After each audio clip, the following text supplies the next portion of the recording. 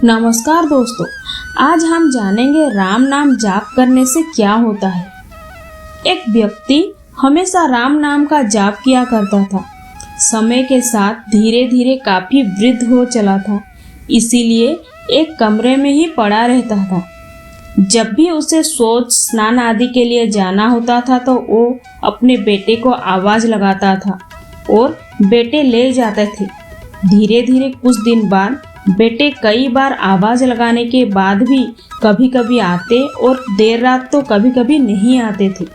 इस कारण वे वृद्ध कभी कभी गंदे बिस्तर पर ही रात बिता दिया करते थे। अब और बुढ़ापा होने के कारण उन्हें कम दिखाई देने लगा। एक दिन रात को निवृत्त होने के लिए जैसे ही आवाज लगाई, तुरंत ही एक लड़का आता है और बड़े ही कोमल स्पर्श के साथ उनको निवृत्त करवाकर बिस्तर पर लेटा जाता है। अब ये रोज का नियम हो गया था। एक रात उनको शक होता है कि पहले तो रात में बेटे को कई बार आवाज लगाने पर ही आता था, किंतु ये तो रोज आवाज लगाते ही दूसरे क्षण आ जाता है और बड़े ही कोमल स्पर्श के साथ निवृत्त करवा देता है।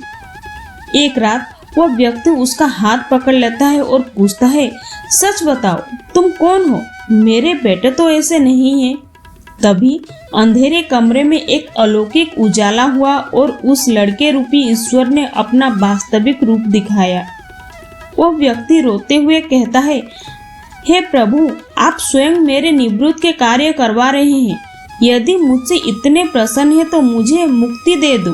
प्रभु कहते हैं, जो आप भुगत रहे हो वो आपके प्रारब्ध है। आप मेरे सच्चे भक्त हैं, हर समय मेरे नाम जाप करते हैं, इसलिए मैं आपके प्रारब्ध भी सच्ची साधना के कारण स्वयं कटवा रहा हूँ। व्यक्ति कहता है कि हे प्रभु, क्या मेरे प्रारब्ध आपके कृपा से भी बड़े हैं? क्या आपकी कृपा मेरे प्रारब्ध नहीं काट सकती?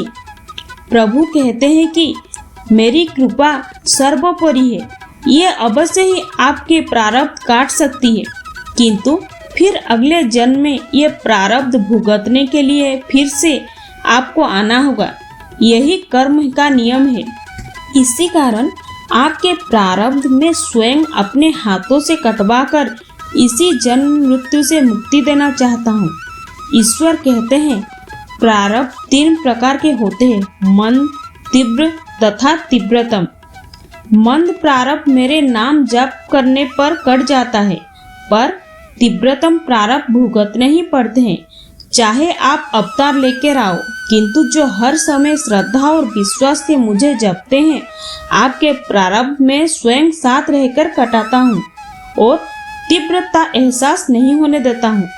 इसीलिए संत तुलसीदास ने कहा है कि प्रारब्ध पहले रचा, पीछे रचा शरीर, तुलसी चिंता क्यों करे, भजले श्री रघुबीर। राम नाम के बहुत शक्ति है। अगर कोई व्यक्ति अपने मन को एकाग्र करके राम नाम का जाप करता है तो राम जी उस व्यक्ति की मनोकामना अवश्य पूर्ण करते हैं और उसे स्वर्ग लोक में स्थान प्राप्त होता है। इसीलिए आइए जानते हैं राम नाम जाप करने के 7 चमत्कारी लाभ। अगर कोई व्यक्ति सच्चे दिल से राम का नाम जाप करता है तो उसके अंदर मोह माया पाने का लालच खत्म हो जाता है। वेद पुराणों के अनुसार अगर कोई व्यक्ति मरने के समय राम का नाम लेकर मरता है तो उस व्यक्ति को स्वर्ग में स्थान प्राप्त होता है। राम के साथ में माता सीता की पूजा करने से वैवाहिक जीवन में हमेशा सुख शांति बनी रहती है। अगर कोई व्यक्ति सच्चे मन से राम की भक्ति करता है तो उसका कोई भी कुछ अनिष्ट नहीं कर सकता है, चाहे वह नकारात्मक शक्तियां हो या फिर कोई व्यक्ति, क्योंकि राम नाम जाप करने वाले व्यक्ति के सर पर राम जी की कृपा बनी रहती है। राम नाम जाप करने से कठिन कार्य भी सहज तथा सरल बन जाता है और हर क्षेत्र में प्रगति मिलती है। वेद पुराण में कहा गया है कि अगर किसी व्यक्ति की कुंडली में किसी भी प्रकार की समस्या में फंस जाता है तो उससे निडर होकर अपने मन को एकाग्र करके राम का नाम लेना चाहिए, तो उसे सही या गलत का अनुभव होगा। जो व्यक्ति राम नाम को सिद्धि कर लेता है वो व्यक्ति राम के समान महान माना जाता है, क्योंकि राम नाम सिद्धि कर लेने से व्यक्ति के अंदर कई प्रकार की शक्तियां आ जाती है, जिनका उपयोग कर जीवन को सरल बनाया जा सकता है।